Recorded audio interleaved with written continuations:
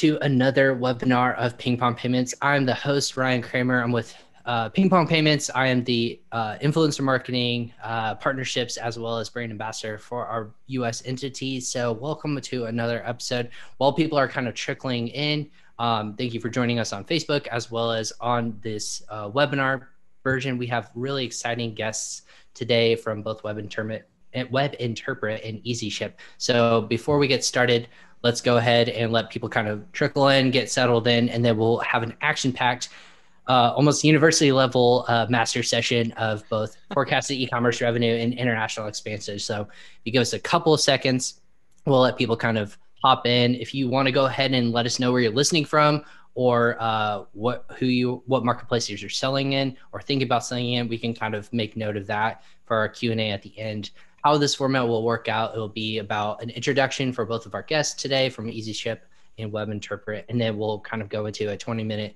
high-level presentation of quick, awesome topical information for you, the Amazon and e-commerce sellers, and then we'll kind of have a last little bit of time with Q&A at the end. So we'll live a little bit of time, and then we'll share a quick presentation with that. But welcome, everyone.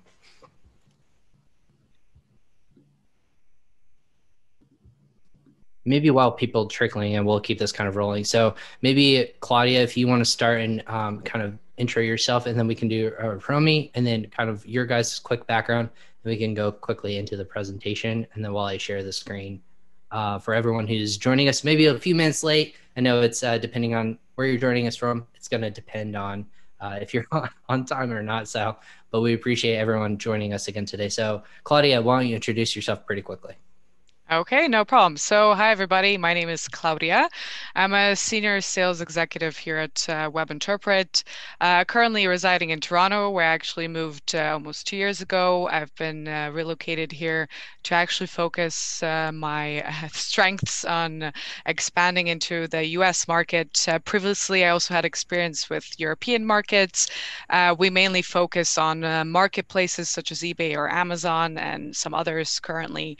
I've been with the company coming close to 5 years now. Yeah, very much looking forward to having this conversation here today. And then Hiromi, why don't you introduce yourself? Well, again, welcome, Claudia. That's fantastic. Hiromi, if you could also introduce yourself, and then we'll jump right in. I'm just connecting our lovely presentation. Yeah, definitely. So hi, everybody. My name is Hiromi. I'm actually the head of sales and a senior sales executive here at EasyShip. So what we do here, just in short, a high-level overview is that we are a shipping technology platform that enables, any SME or enterprise level client to ship from where they are to anywhere in the world. And yeah, thank you so much for having me here today. All right. And so there should be a presentation in terms of house markets in 2021. That's why you're here. That's why everyone wanted to tune in today. So we appreciate that. Again, for everyone who's joining us, these are some of the top businesses along with Ping Pong Payments that they're going to give insights in terms of like what we saw in 2021 in the past, the growth opportunities, and then what we're expecting to grow in the next year. Obviously, moving forward, this is applicable to people who are selling in the United States and want to look at growing your brand internationally. That's why we wanted to bring in Hiromi and Claudia as well. So Claudia from WebInterpret, why don't you kick us off about what your company does? And then obviously we can kind of go through the presentation. Okay, no problem. So as I mentioned before, WebInterpret focuses on expanding international e-commerce for sellers worldwide. We want to make it much easier for people to actually reach parts of the world they maybe didn't have the chance to do so. And through our solution, everything is pretty much automated. I do want to go into more detail into specificities later. So wanted to kind of start off this presentation today with basically talking about the hottest markets in 2021, according to some of our data, according to, for example, markets that we currently focus on, mainly, let's say, on eBay. So we have seen that even though the coronavirus pandemic has wreaked havoc on the global economy, according to a lot of experts, it has also supercharged the e-commerce industry 5 years ahead. So as we can see here, 2021 is forecasted to break yet another e-commerce record with 4.9 trillion US dollars in online sales globally. So across the world, as you can see here, yes, it really, really is.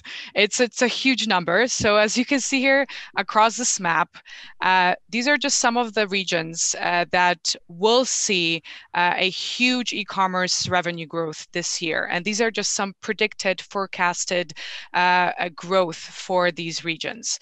So today in this presentation, me and Hiromi are going to focus mainly on Northern America, which for us is at this point in time, US and Canada. In Europe, we're going to focus on UK, Germany, France, Spain, and Italy. And finally, in Asia and the Pacific region, it's going to be traditionally, of course, China and markets such as Singapore, Hong Kong, and Australia. So what makes a market hot? So of course, the predicted revenue is one of the aspects, but of course, it's not the only aspect here. So thanks to our own extensive data and the knowledge from our partners, we are also able to analyze aspects such as total population, amount of online shoppers, increase year on year, percentage of buyers buying cross-border, and average spend per person. So when kind of looking if this particular market is going to be hot for you or whether you should expand your business into it, these factors will for sure play a key importance to online sellers. So thank you, Claudia, for such a wonderful kickoff. Like that was so informative even thus far. So just for us to, like just to give you a bit of background. So like as I mentioned before, EasyShip is a global shipping solution. So basically, we have a focus on logistics and helping e-commerce like users streamline and like hyper growth their e-commerce brands. And so far, we've had over 100,000 customers. So basically, the data that we've gathered is that global e-commerce is really expanding, and a lot of e-commerce brands, be it whether or not in the US or in the APAC region or the EU, they're realizing there is a shift to global e-commerce and not just focusing domestically. So just to take a look at this graph, these 12 markets actually accounted for 77% of global e-commerce buyers around the world from the data that we've gathered. So the biggest, global e-commerce market is actually the US. It accounts for 16.16%. The UK accounts for almost 11%. And then Australia accounts for 10.87%. And then the rest of the percentages are spread across like major markets like Canada, the EU, Singapore, China, Japan, New Zealand, and Brazil as well. Yeah. So, thanks. Sorry about that. I am going backwards. There you go. Yeah. So another trend that we that we wanted to share with you guys is that there are top consumer product categories by every single country, right? So we've actually been able to gather this because on our website, or on our platform, actually, we do list product categories for people to fill in. So basically, like for the US, what we've seen is jewelry, board games, and fashion products. Hong Kong would be sports and leisure goods, health and beauty, and board games. Canada will be nutrients and supplements, and bags and luggages and jewelry. Australia, once again, nutrition products, sports and leisure and board games. United Kingdom, health and beauty, board games and jewelry. Singapore, bags and luggages, fashion and jewelry. So you can start to see like a trend across all markets for which will be the top consumer goods by every single country to best evaluate whether or not your brand would do well in these countries. Yeah. Yes, so that's definitely very, very relevant data in today's world, and we have found similar trends previously on the marketplaces that we focus. So now, kind of taking a little bit of a different angle and diving kind of region by region into specificities of the regions we're going to focus today. So the first region we come across is, of course, European markets, and so in Europe, the e-commerce market revenue is worth $363 billion, and it's expected to have an annual growth of 7.3%. And this is a lot considering the fact that Europe is consisted of 50 different countries, more than 200 languages spoken, and 28 plus currencies used. And just when we're taking into consideration that currently we focus on Germany, France, Italy, Spain, just looking at those markets, the total e-commerce revenue is projected to grow to $304 million just in 2021. That really for sure shows you a huge opportunity when thinking about expanding into this part of the world. So next slide, please. In terms of some interesting facts and to better understand the European e-commerce industry, it's always a good idea to kind of look at fan facts about online consumer behavior. What happens when you actually look at consumers in Europe? So we took a look at recent studies that were conducted at about European consumer behavior, and we took a look at those studies that focused on how much time Europeans take to buy something online. So there's actually quite interesting things to note here. So they noticed that, for example, Italian and Spanish online consumers don't take too long between seeing something and actually purchasing it. While, for example, French consumers take up to 8 hours before they actually buy that so-called pair of sneakers they've seen online. Claudia, why are the French so indecisive then? I think it's more about the mentality here. I think they're kind of more results oriented and they like to compare prices. So kind of looking by way of comparison, the European average, for example, is 2 hours and 20 minutes. So you can see here that there's huge discrepancies between the different countries. And that's one aspect here that definitely should be taken into consideration. One interesting fact that probably Hiromi will also know about is that 70% of European online shoppers are likely to add another product to their shopping basket to reach a free shipping threshold. Thus, if consumers leave the store, it's because shipping costs are too high. So that definitely ties into the consumer behavior here that would unfortunately affect certain parts of the world that might be further away. So one last thing to note about the European market is that cross-cultural awareness will absolutely be essential to ensure successful communication and sales strategies when you're expanding into the European markets. It is important to know the differences between how each market functions and how the consumer behaves when shopping online. For example, such behaviors as the French have exemplified here. So also from the seller's perspective, offering a localized buying experience adapted to one's cultural mindset will 100% be necessary here.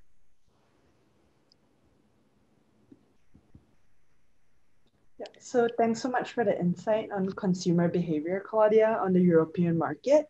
So I'm just going to touch a little bit on cross-border logistics for the main European markets that we've mentioned. So some fun shipping facts is the European e-commerce market is actually projected to generate over $390 million in revenue in 2021. And the largest segment in this market is actually fashion, with this segment alone with a projected market volume of $143 million, right?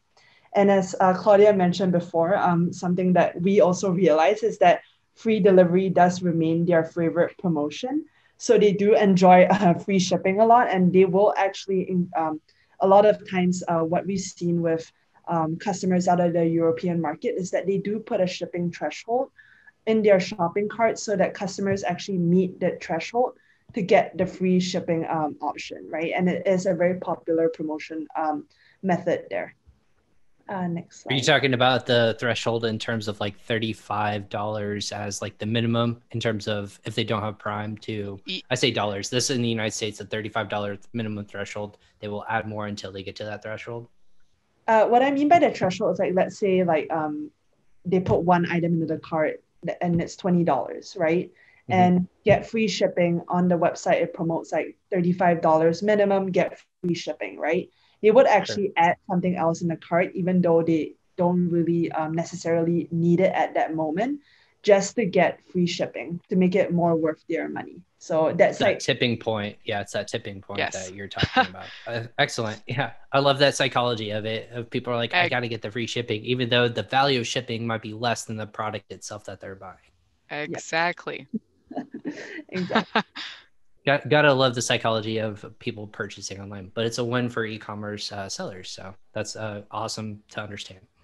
For sure. So for the main European markets, tips and mistakes to consider when shipping to Europe. So one of the things that we've noticed that is one of the bigger mistakes is that people shipping to Europe really, before doing so, really understand the customs, taxes, and duties that go into shipping into the European market, right? Because there is different customs requirements and regulations for each country. So duties and taxes may or may not apply when importing certain products to Europe. So make sure beforehand, as a tip, right, that you choose whether or not you want the customer to be paying for the duties and taxes when they receive the item, or you want them to prepay it upon checking out from your store. So just ensure that that part is taken care of, because it does get a little bit tricky and confusing for your customer in the European market. So at least have some method of tax and duties in the form of a calculator at your checkout, so the customer doesn't get blindsided with that cost later. The second thing is that, the second thing is that to address these packages correctly, because as Claudia mentioned, there are so many languages in the European market. And one of the biggest mistakes that we see is that people are actually inputting in the addresses going to these countries wrongly due to the difference in language, right? So make sure that, you're checking the recipient's address just to avoid errors and delays, and just be a little bit more careful when you're shipping to the European market. The third thing was to be aware of their shipping restrictions, because it varies from country to country. And Europe actually has a list of restricted items that can't be shipped in that particular zone. So just be aware of the rules regulating what can and cannot be shipped. And take time to make sure that these shipments actually comply with the destination country's laws. And lastly, in most instances, additional documentation is not required when shipping to Europe. But there are like a couple of locations such as the Channel Islands, Andorra, San Marino, and the Vatican, and the Canary Islands, for example, that are technically within the EU that require extra documentation. So make sure that you look into that before shipping to Europe.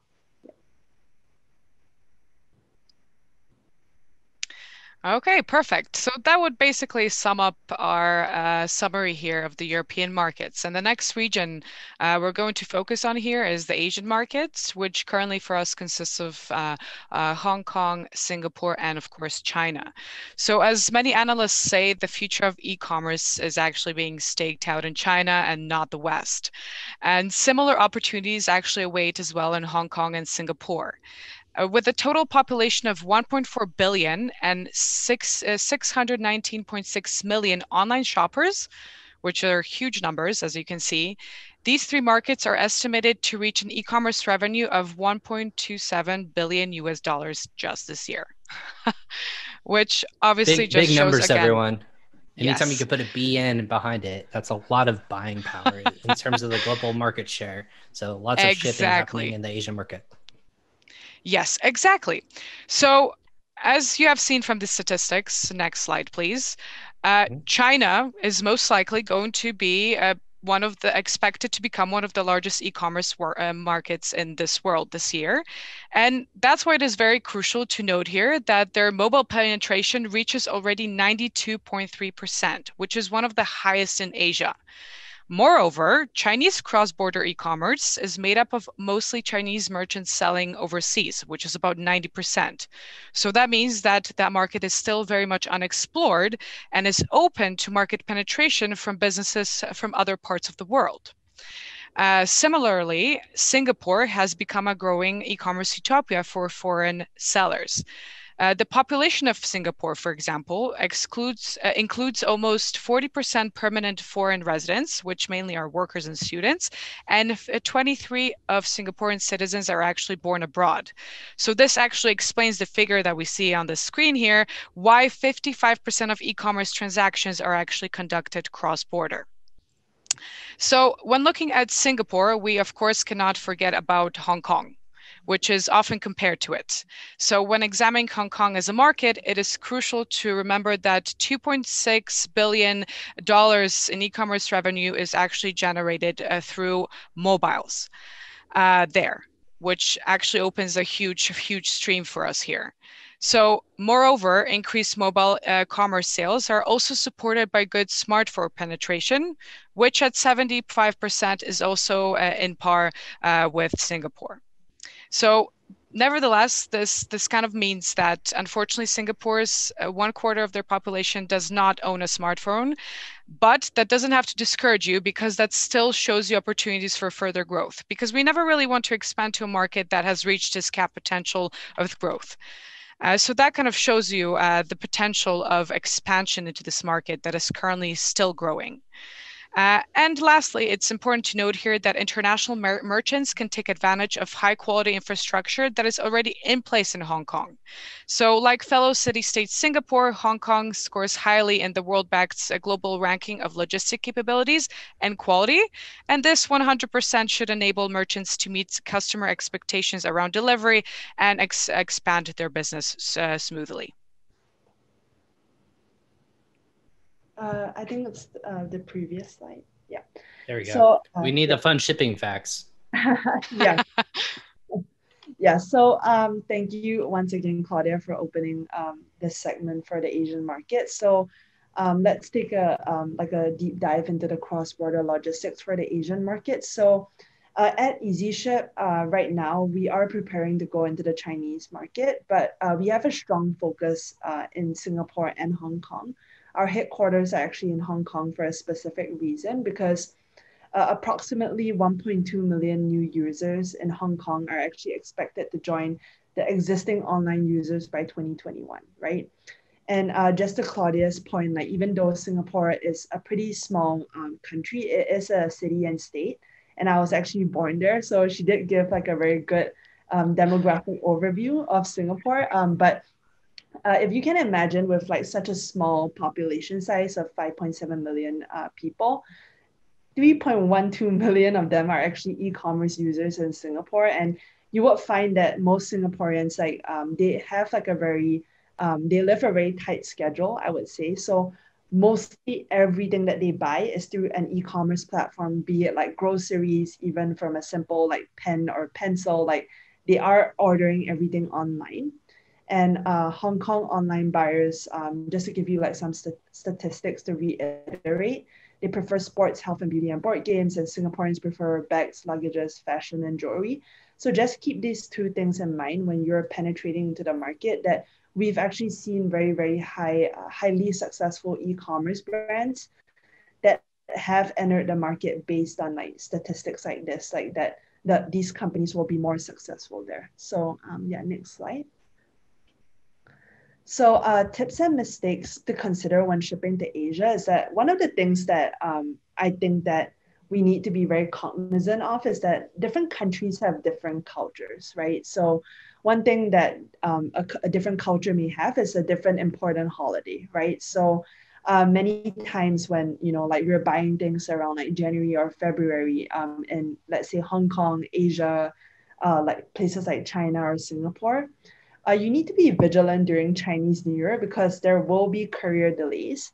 So if you have a supplier in Asia or you have a fulfillment center, just anticipate that delay. It is similar to, you know, the US's holiday shipping season where it occurs during Thanksgiving and Christmas, right? So just be very cognizant of this when, especially if your manufacturer is in Asia. And the other thing is that Hong Kong and Singapore actually have like a lot of restricted goods that we have to be, also be very aware of because the country has different protocols. So, you know, like if you look at Hong Kong's restricted goods, like agricultural pesticides is actually one, radioactive substances and rough diamonds. But if you were to look at Singapore's restricted goods, like one thing that you will notice, and it comes up a lot in conversation, especially for me being a Singaporean, is people asking me if chewing gum is banned here, right? So one of the things that is restricted is actually chewing gum, arms and explosives. Like in Singapore, nobody has the right to carry arms. Cigarette lighters, for example, are also not allowed. And one thing about Singapore is that you have to know if the product categories will require payments of GST. So basically, it is a different way for them to calculate tax and duties, right? So just also be cognizant of that. Yeah. Okay, and now moving on to the Northern American market, which currently for us consists of US and Canada. So of course, as we all know, US ranks as the first or the second largest e-commerce market in the world, depending on how we look at it. So it's only second to China in terms of sales. Alongside their neighbor Canada, they actually make up a total of 234.6 million online shoppers and an e-commerce revenue forecast of about 501 million US dollars just in 2021. Thus, this once again makes those markets a very attractive part of the world to actually direct your international business to. So what should online sellers keep in mind when expanding into those markets? Next slide, please. And Claudia, just to be clear, this is for Amazon or this is all e-commerce? So this is just all of e-commerce in general. We will focus a little bit more later on into actually some fun facts about marketplaces and why marketplaces, for example, are the easiest way to expand into international business. So that's actually coming after we hit also Australia as one of the regions, and then we're going to actually dive deeper into marketplaces. And this specifically takes out Mexico is there a specific reason? I just want to make sure. So these are the markets that we currently focus on within marketplaces. So for example, I've chosen to focus on marketplaces that we do support, for example, for eBay users, which in Northern America here for WebInterpret is one of the biggest partners. So there is actually no eBay Mexico at this point in time. I know that they do support it on Amazon, but currently on eBay, we do not support it. And Amazon is still under construction for WebInterpret within the Northern American sphere. This is why I try to kind of focus on things, on markets that I myself have a lot of experience to, especially when reaching out from Northern America. Absolutely. Just want to make that point clear. Like, we're not excluding Mexico, but this is just like very rough information. Like, not on purpose. It's a good market to be in for specific sellers. But in this case, yeah, I just wanted to make that clear to everyone watching. No problem at all. So, as I mentioned, what should we keep in mind when expanding into the markets, Canada and US? So, number one thing we should definitely keep in mind is the kind of trends that online consumers put forward when it comes to the quality of what they want to see on a given site and a given marketplace. So we've noticed that 78% of shoppers in Northern America actually want to see quality images and product listings, followed by 69% of those who would like to see product reviews and 46% who are keen to see side-by-side product comparisons. Additionally, 86% of American online shoppers are expecting to have regular communication regarding their purchases. So you can see here that the quality and the trust are the main aspects sellers should consider when expanding into this part of the world. They should expect to be in constant communication with buyers from that region and should always be expected to put forward the best quality of a listing that they could put forward through. So when looking towards America's neighbor, Canada, it is crucial to actually note here that a significant portion of e-commerce spending there goes to non-Canadian websites, which is currently at 45%. So what are the main reasons why Canadians actually shop cross-border? It's due to lower prices and better product selection on overseas websites.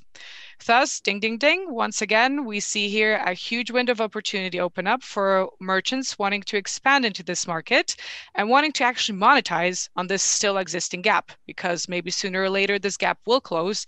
So maybe now is the good time to actually move in here.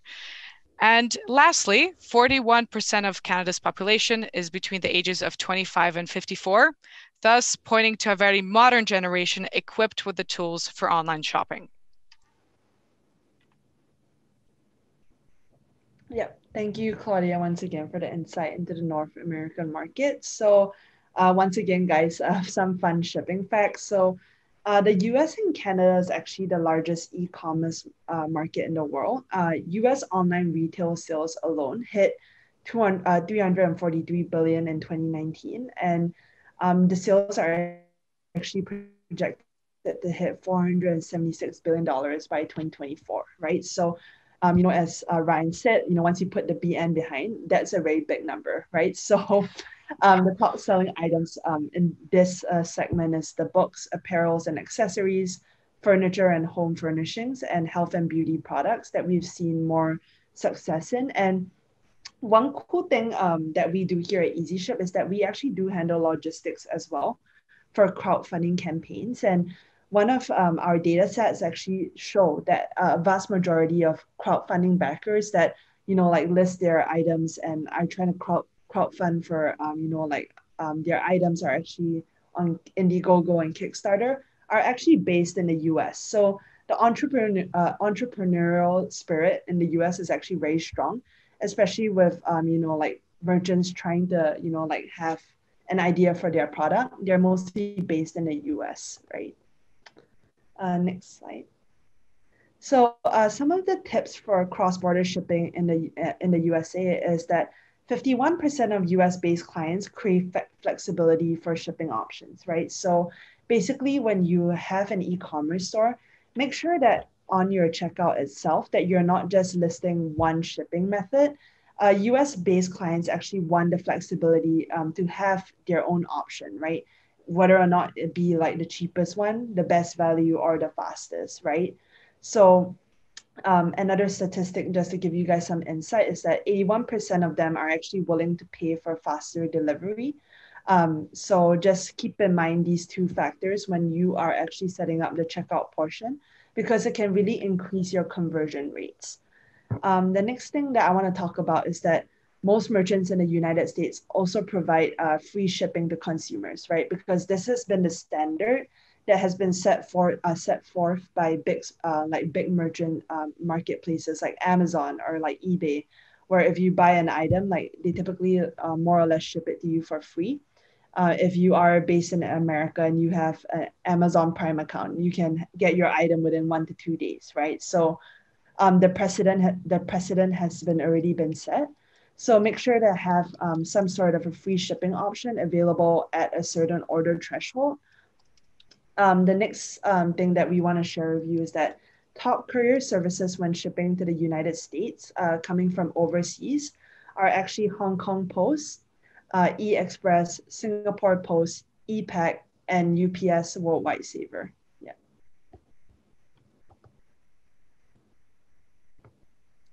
Okay, perfect. And now we get to the last regional analysis here, on which we will focus on Australia and Oceania. So at this point in time, Australia is pretty much the only part of that region that WebInterpret has expanded into. And as we know, Australia is currently the 10th largest e-commerce market in the world by revenue. Out of 5.2 million households shopping online in April 2020, you can imagine that more than 200,000 were actually completely new customers. So this shows us that this market is growing very steadily, and it's still a relatively young market when it comes to international business penetration. So it for sure should spark the interest of many sellers. Next slide, please. Below, or on the slide itself, not below really, you can see some interesting online shopping behavior characteristics of Australian consumers that you should probably kind of know before you actually take up the expansion into that market. So one interesting fact here that actually just made me want to write it down was that Australians are actually more likely to shop online later than the day, between 5 and 12 a.m., as almost 45% of these shoppers exemplified these behaviors. So that is maybe something to consider with promotional release and when targeting Australian consumers. Furthermore, Australian consumers have also become more socially and environmentally conscious. So research by Australia Post showed that 49% of e-commerce shoppers would actually choose to buy products from businesses that support environmental causes. Moreover, in 2019, among the top 100 shopping sites in Australia, traffic going to online marketplaces sites accounted for 58.3%. And of course, in Australia, eBay was the largest online selling site, followed by Amazon. So this is kind of ties in again to the next points that we're going to address here, that some markets definitely heavily rely on marketplaces as a way of expansion. One last thing I wanted to also note here that probably Hiromi will want to emphasize as well is the significant changes that taxation of imported goods underwent in Australia recently, in the recent years. So if important products have a value of more than 1,000 Australian dollars, the importer will be required to pay duty, goods and services tax, and possibly other taxes and charges. It's very important to keep that in mind when expanding there, so you're aware of this and are able to provide necessary information to your customers.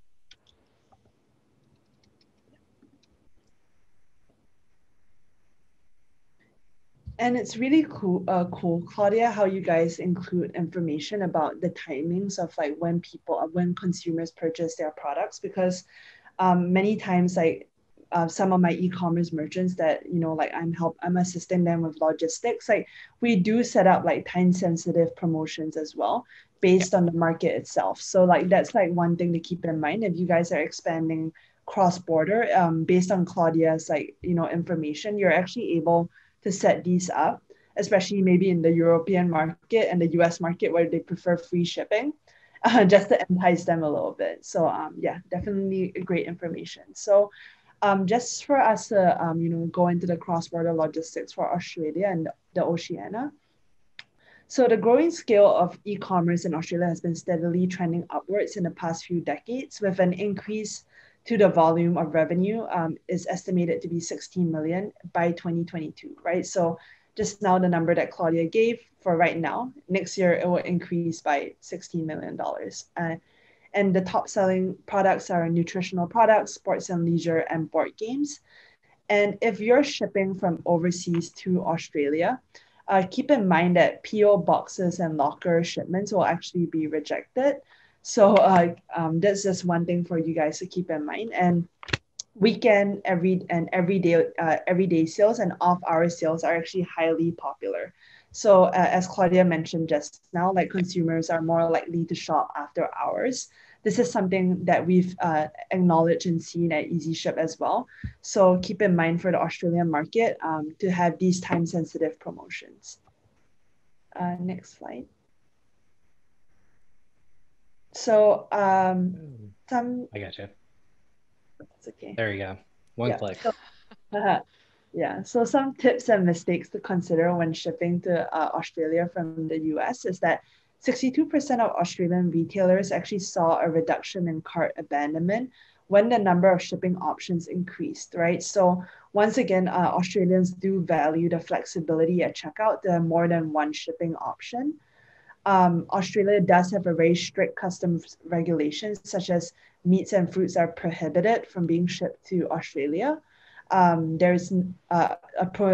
It's prohibited to actually import cargo if it transits through certain countries, such as Egypt or Bangladesh. And as Claudia mentioned just now, imported goods with a customs value of over 1,000 AUD or less may be applicable for GST.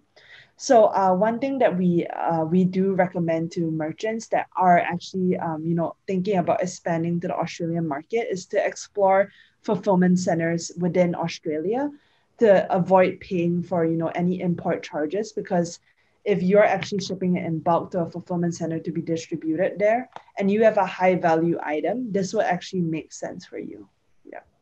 Yep, would 100% agree with that. Okay, so That sums up our deeper analysis into the regions that we're currently focusing on in this presentation. And now I want to kind of jump into overall trends and changing consumer behavior worldwide, especially with the pandemic that we just had. So as we know, the e-commerce landscape, especially as I mentioned when looking at buyer behavior, is constantly changing and adapting. So definitely some of the trends that were already there before the pandemic have now just simply been intensified and accelerated. So with the growth of the world population, internet penetration is very steadily growing, and we have almost 60% of households now worldwide that have access to internet.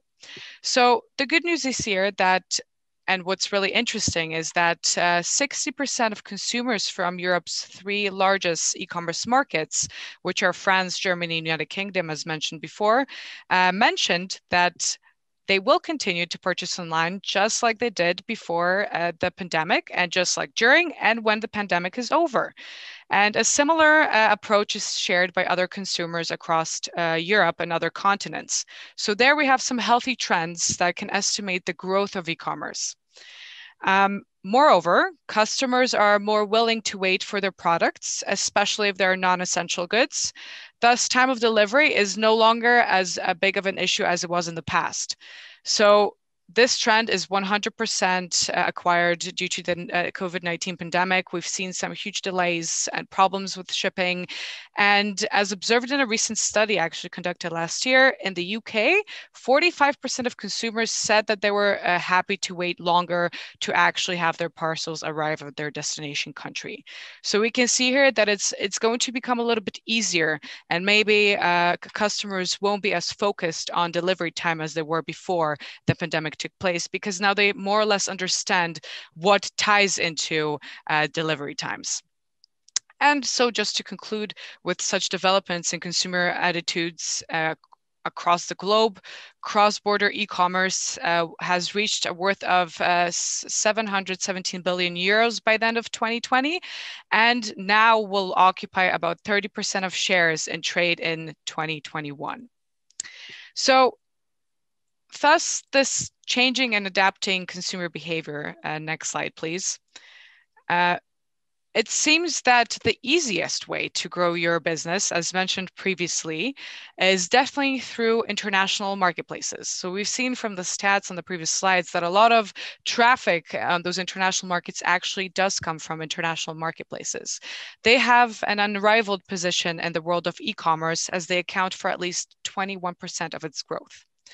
Next slide, please. So you may ask here, why marketplaces hold such immense power in the world of e-commerce? Well, the answer is pretty simple. So number one, they are hugely popular. Two, you get instant access to millions of customers without having to spend money on marketing, which is fantastic. You benefit from the reach of the marketplace itself, because even though nobody might know your brand or your products, you're a completely new merchant in the world. In a marketplace setting, all you need to really worry about is about the internal ranking of the marketplace itself. And you don't actually need to physically convince people to come and look at your products, which makes it so much easier. You also gain an instant level of trust. So people that trust the marketplace will automatically trust you, because you do have to work within the confines of the marketplace. And of course, starting is simple and quick, as the marketplace takes care of much of the hassle of selling for you. So they take care of the design, the hosting, processing of orders, financial transactions, and even sometimes fulfillment, as a lot of them, such as eBay, offered their own shipping services as well. So you do save a lot of time and money by taking up these opportunities. And lastly, most marketplaces have the ability to operate internationally. And this is where you can utilize WebInterpret's solution that makes international expansion possible with very minimal effort. So the next part here is that probably a lot of you wonder is about how to tackle international language barriers. We know that we don't all speak every language in the world. And yes, it's a fact that English is the most commonly used language. Yet internet users are not always as keen to try out their foreign language skills for e-commerce purposes as they are for other activities, such as, for example, searching information and writing essays. It's a little bit easier that way. So according to Gallup's survey on language preferences, it seems that 9 out of 10 internet users said that whenever given a choice, they actually prefer to visit a website in their own language. 19% of those participants never even browsed a foreign language site at all. And 42% never make any purchases in languages other than their own. And lastly, 56% see the ability to get information in their own language more important than the price. So what is interesting here is the fact that although international buyers are willing to visit sites in English, they're less likely to actually make a purchase on these sites. This means that the widespread use of English doesn't necessarily come to rescue you here as a seller. So you have to think global and you have to take care of the multilingual side of your site. Next slide, please. So really, when taking that into consideration, what should international online sellers consider when translating and localizing their listings? So they should for sure localize, adapt, and optimize their website or their marketplace site. They should choose the languages that their website should so-called speak. They should make sure that their website product search and checkout processes are adapted to their local market, because that's very important. You cannot target an audience without adapting to what they're expecting of you. They should, of course, again, aim to make their shop look as local as possible.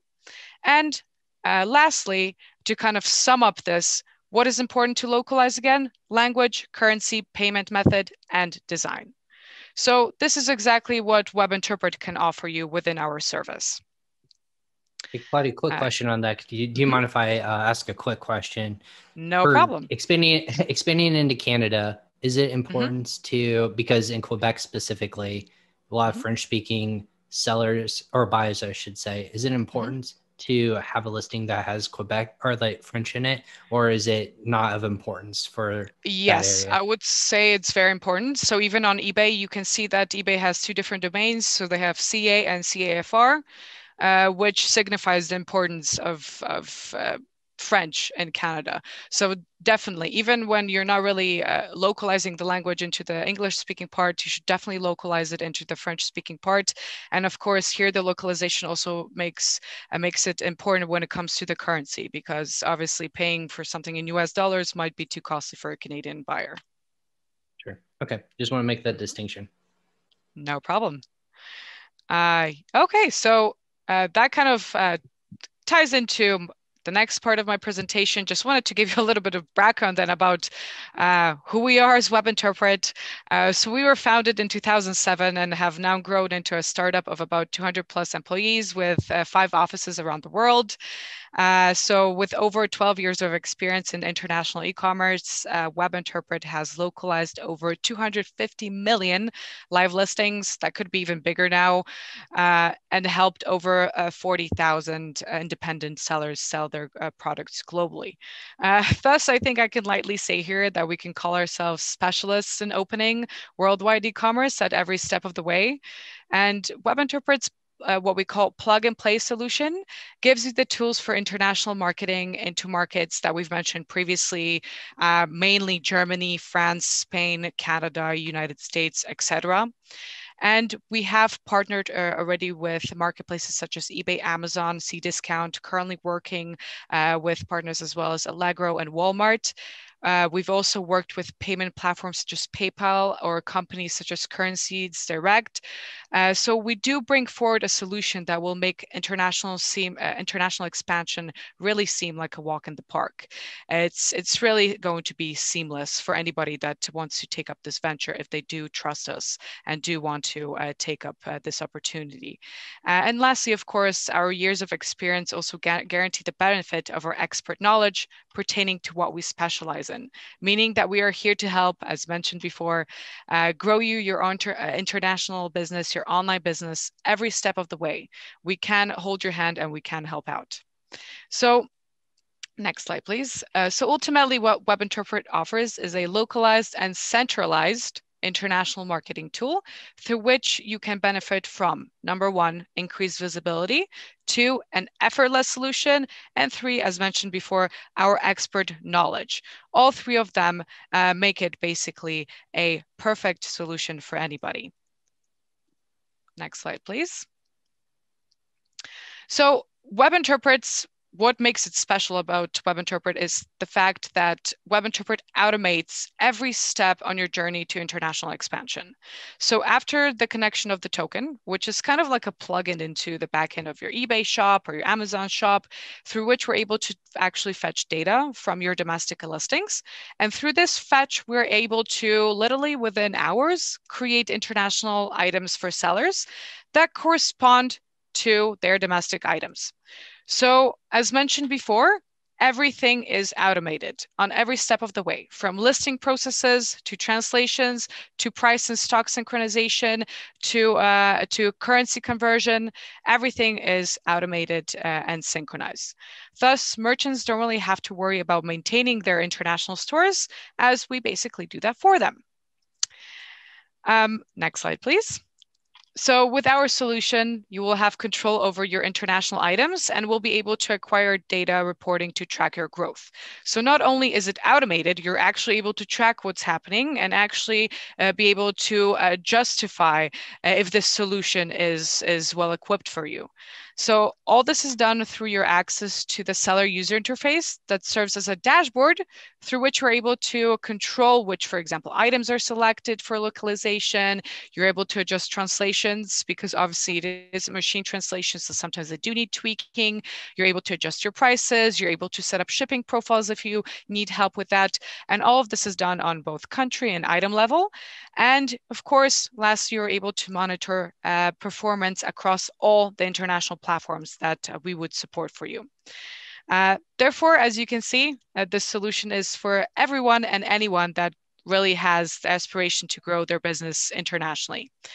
And last slide, please. Just to kind of sum up, not to brag about WebInterpret for much longer. Oh, please do. Just give yourself all the pats on the back, guys. This is big stuff. Thank you. So just to kind of sum up, as you can kind of see from the review here from one of our customers, many of our users have already seen fantastic results utilizing our solution. And because we do offer free trial periods and packages that don't really tie you into any contracts, you have the chance to kind of test your grounds before doing something more intense when expanding internationally. This is why I would strongly encourage anyone interested in expanding their international marketplace business internationally to actually reach out to us, as I can guarantee you, you will see some results and we can guarantee you the quality of the services that we provide. Amazing. Thank you so much, Claudia from WebInterpret. And No not problem. to be outdone by any reason, for any reason whatsoever, Hiromi of EasyShip, this is your time to shine, pat yourself on the back, and what you guys do to grow international businesses worldwide. Yeah. So basically, what I want to touch on is actually the problem and why e-commerce sellers are not selling worldwide, right? I think that's the start of like a new beginning for expanding into this new market. So typically when we encounter these e-commerce merchants that just want to start, we have like a survey that asks them why, right? And these are the four different questions that like they would ask the most. Is the first one would be, what's the best career, right? If you can imagine, in the worldwide landscape, there are actually 400 shipping companies around the world, each with their own strengths and weaknesses. So if you're like a e-commerce merchant, like figuring out which is the best shipping solution to ship to, let's say you're a customer that buys your item one day from Canada, and the next day it's from Hong Kong, the next day is from Singapore. Every single country has a different shipping courier. So like identifying which one is the best, it may seem very daunting, right? In this landscape of 400 plus of them. And the next one will be, how much is it?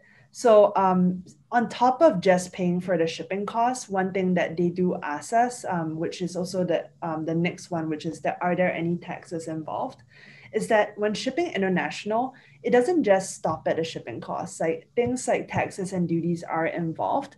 So a lot of times they come to us and they have a lot of difficulty understanding what is the final landed cost of shipping my item to my end customer, right? And lastly is what documents to prepare. So many times, a lot of customers actually come to us and they're like, I cannot for the life of me figure out how to fill out customs paperwork. And and it has caused many of my items to get stuck in customs, get returned to me. So I I need like a solution that can help me, right? So one of the things that we do here is actually prepare it for them. But yes, it is one of the challenges to ship selling worldwide. So just to go into this a little bit more. So there's a lack of visibility in terms of the worldwide network of couriers, right? So with the 400 different plus couriers, there are 600 different shipping solutions. So there's not one best solution for any destination. So just to break it down, how couriers are.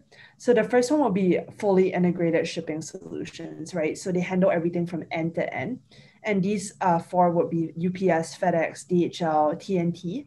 So they can really own the process in terms of, like how they deliver the product, like what kind of service level that they can provide. But what we don't realize is that there are actually, different methods that couriers are shipping their items by, right? It doesn't mean that today you're sending your item by DHL, by USPS, that USPS is going to handle it the whole way.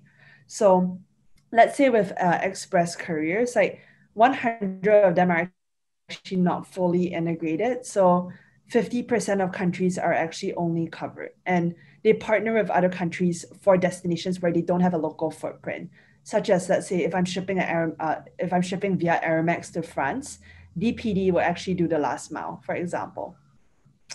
The next one will be postal. So since there are many postal services as there are countries, the service of the courier will actually just be as good as the quality of that local post office. So just keep this in mind when you're choosing a courier option, to actually really do like your homework on like what works best for your, your product type and your the target market that you're going after. Next slide.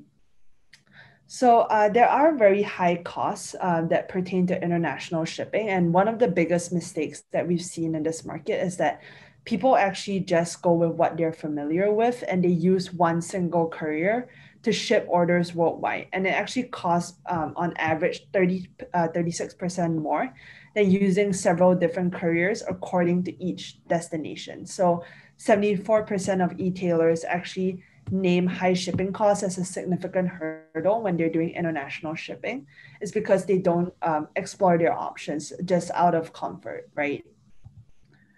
So yeah, next slide. So in terms of, are there taxes involved and what documents to prepare? 67% of online retailers are actually concerned with how complex logistics and customs regulations are, based on a survey that we conducted.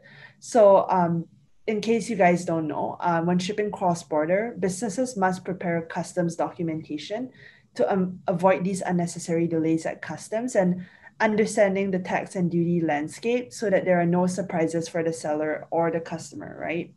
So some examples of how you can, some examples of free trade agreements would be such as NAFTA. So taxes don't apply, but duties can. And the EU, there's an integrated monetary union. So it's not just a free trade zone. There are no borders and no checks. So there are different landscapes for taxes and duties as you move along. So how are some ways to avoid all these things that I just talked about, right? So there are some best practices when you go into cross-border logistics. So the first one would be to prioritize and understand which markets to target. So actually, like before entering a market, do your research, right? In terms of like what kind of tax and duty regulations, what are the prohibited items, what is the best market segment, as Claudia has mentioned, maybe like figure out like what time people are buying the items most at, right? So really do your market research before entering that market to better understand how you can expand better in that market. So the next one would be to provide choice and visibility to your customers in terms of shipping options, right? So don't just limit your customer to that one shipping option, because your prices for shipping are most certainly going to increase. So do a little bit more research into the courier's landscape and provide more choices and visibility to your customers in that sense. The third will be to take a customer focused approach in shipping. The fourth would be to make free shipping an option at some order value.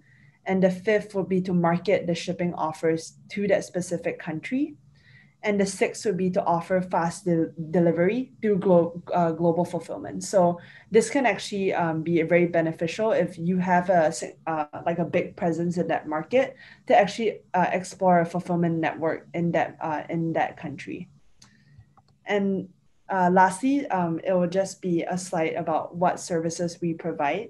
So at EasyShip, we believe strongly empowering shipping for e-commerce stores, right? So we do this in a multitude of ways. So the first one will be that we provide global fulfillment through our 3PL partner network to all our customers, right? Because we do strongly believe here that global e-commerce will be the next wave and the next shift in the market itself. So be it whether or not you're a customer starting in the US and you want to open a fulfillment center tomorrow in Hong Kong, for example, we have that covered. The next thing that we have is a centralized dashboard where you're able to see all the information regarding your shipments, streamline your operations. We also have custom branding available. So we do have several tools to actually help a customer get that package, be it whether or not it's 1 or 1,000 or like 10,000 orders in a day out the door. And we have 250 plus different courier solutions right upon signing up. And you even have the ability to link your own courier accounts with up to 70% discount, right? So the next thing that we do is that we do offer insurance coverage up to $5,000 for any shipment. We have, we're currently servicing 26 different markets and we are live in Europe. And lastly, we have direct integrations with several big, e-commerce platforms. Sorry, like if I sounded like I was rushing that because I want to be cognizant of everyone's time because it's already 2:00. So, no, that's a lot of information. Yeah, that's a lot of information, Hiromi. And like, of course, like for more information, everyone, if you are looking for a localization or, in terms of like your listings and getting that optimized for local markets, are obviously shipping logistics. There's easy ways to stay connected to them. And obviously we want to make sure that connect with the businesses at EasyShip and then web interpret with Claudia, with Hiromi. Of course, this is our time too I know we are at an hour, but there's so much information. I'm taking notes like constantly on the side here, just like all the information that we're dropping because from us at Ping Pong, and I'll let this stay up a little bit longer so people can have their contact information, and we'll make sure this gets sent out. It's tagged. Claudia and Hiromi are also tagged in our social media platforms. So if you're watching this on LinkedIn or Facebook, make sure you can go over there and check them out on LinkedIn as well. But also, this is important because in the ecosystem, just like shipping, just like localization and translations of listings, it's where Ping Pong comes in terms of making sure that you cost savings is through and through, where people can save money when they're going to a different country or marketplace. That's what makes us very valuable to sellers to make sure when they get those funds back to you wherever in the world you're located. Obviously, you want to save money, especially where industry where margins are razor thin. You're paying it in logistics, you're paying it in cost of goods, you're paying it for Amazon or different fees in that regards. All three of these companies save in different variations and ways and can even take your business to a next level in that capacity. So that being said, the forum is open if people have questions in terms of if they have anything specific about what EasyShip does, what WebInterpret does, things that you might have problems yourself that you want to specifically ask Claudia or Hiromi. This is the time to do that. If not, obviously you can connect with them individually. I have a question for both of you. I'll go ahead and ask from what I learned from this event. What's the biggest number one hurdle that people are constantly running into the same wall over and over again that each of you are basically overcoming for e-commerce sellers? What would that number one thing be that people are constantly needing problem solve for? Claudia, do you want to start? So definitely when looking at it from our perspective, it actually would be probably shipping, which often is unfortunately something difficult to tackle because it does have a lot of different little underpinned points to it that need to be tackled.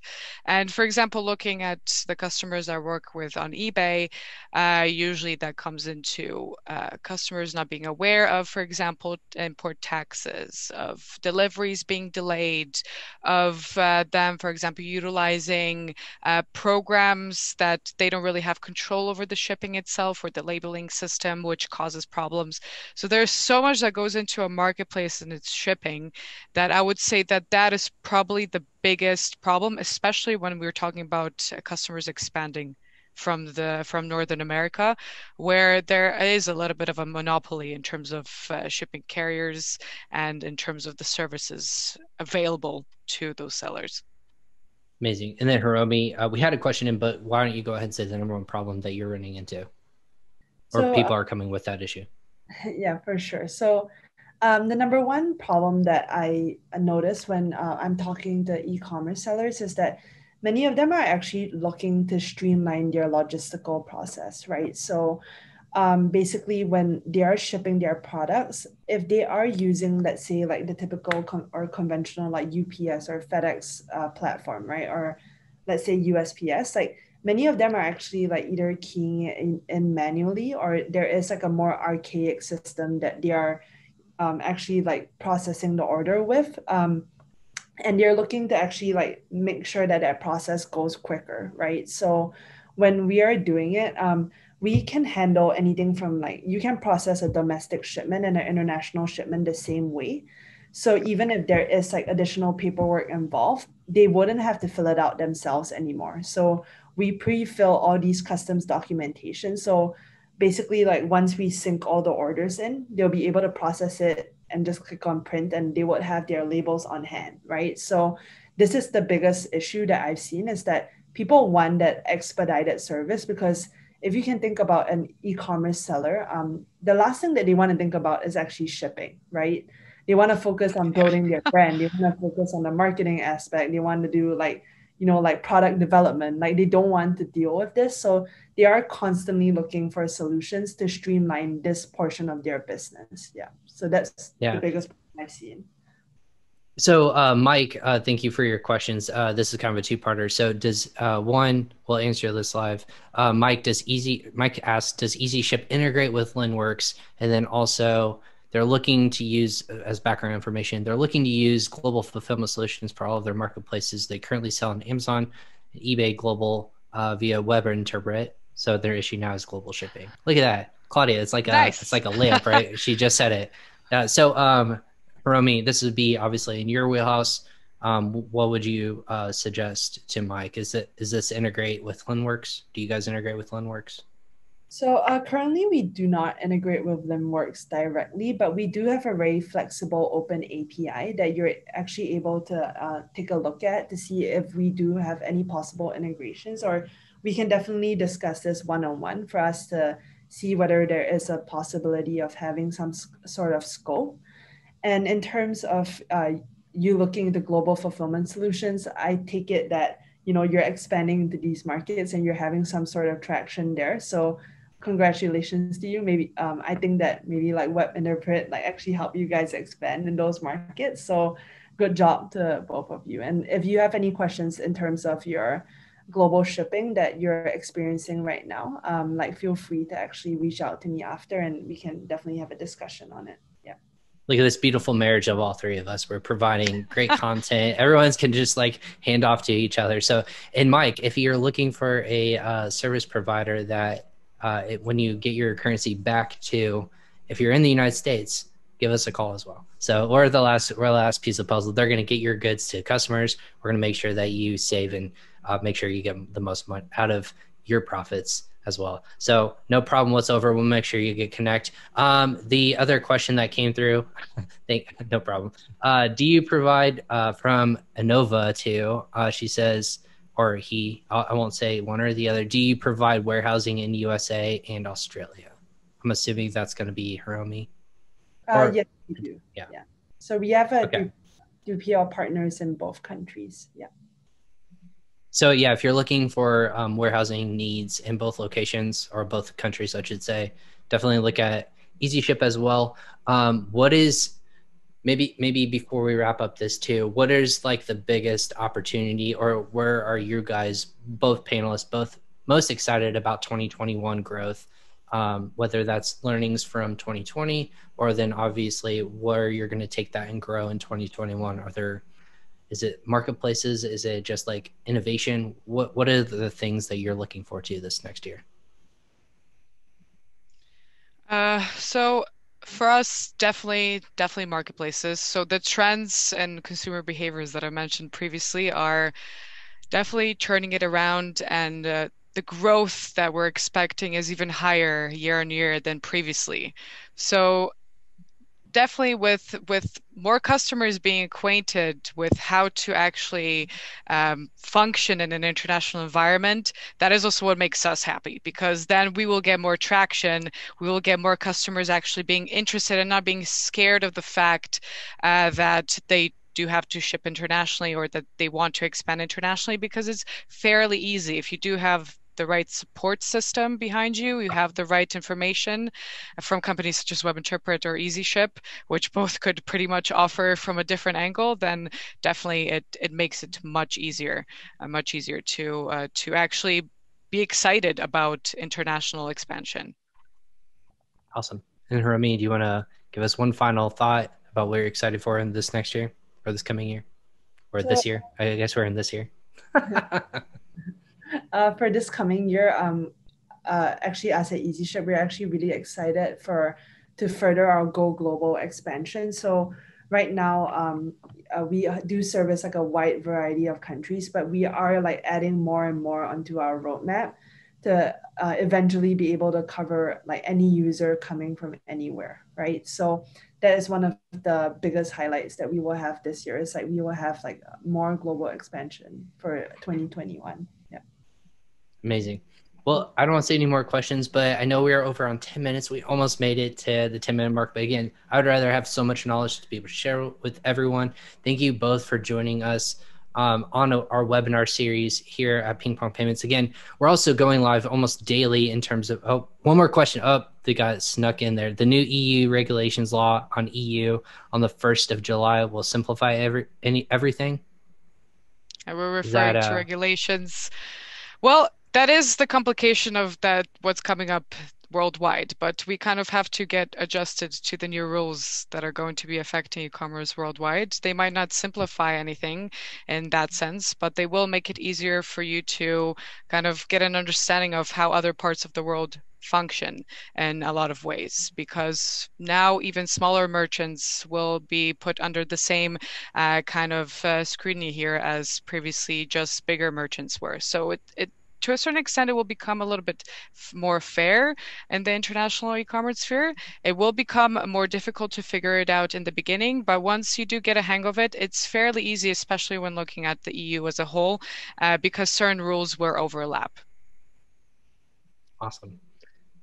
Do you need to add anything on that, Hiromi? No, I think Claudia gave like an amazing answer. We'll just leave it at that then. But yeah, for everyone, again, thank you so much for joining us again live. This is on our social channels. So if you happen to miss it, the content, if you didn't catch a data or a bullet point, we'll make sure that this information gets out to you. Make sure you check and follow EasyShip and WebInterpret on social channels, and reach out to Claudia and Hiromi directly.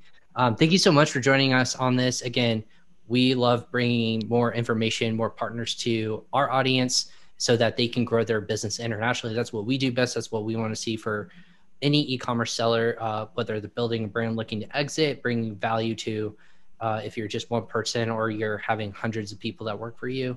These are solutions that you're going to need to take that next step. It's very daunting, but I think education is the number one forum where you can learn about partnering with the right solutions as well. So, but thank you so much for joining both of us. It was great information. Again, I have notes I have to like think through and just like, oh my gosh, that makes so much sense now, and think about it and mold it over myself. But again, we're Ping Pong Payments. Thank you so much to our partners over at WebInterpret and EasyShip.